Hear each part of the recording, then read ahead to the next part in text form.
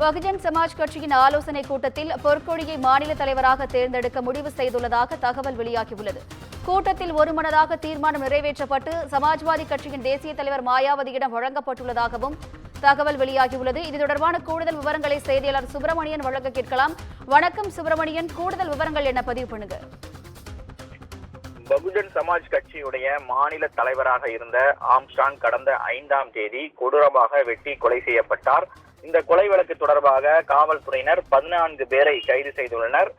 குறிப்பாக இந்த கொலை வழக்கில் தொடர்புடைய ரவுடி திருவேங்கடம் என்கவுண்டர் செய்யப்பட்டார்.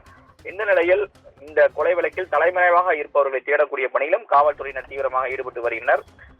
பகுஜன் சமாஜ் கட்சியுடைய மாநில நிர்வாகிகள் மற்றும் செயற்குழு கூட்டம் கடந்த வாரம் நடந்திருந்தது. அந்த கூட்டத்தில் ஆம்ஸ்ட்ராங் மறைந்த பிறகு அந்த மாநில தலைவராக யாரை தேர்வு செய்யலாம் என்பது தொடர்பாக ஒரு ஆலோசனை என்பது நடத்தப்பட்டிருப்பதாக தகவல்கள் தெரிய வந்திருக்கிறது. அந்த ஆலோசனையில் ஆம்ஸ்ட்ராங்குடைய மனைவி பொற்கொடியை மாநில தலைவராக தேர்வு செய்யலாம் என்று முடிவெடுக்கப்பட்டிருக்கிறது.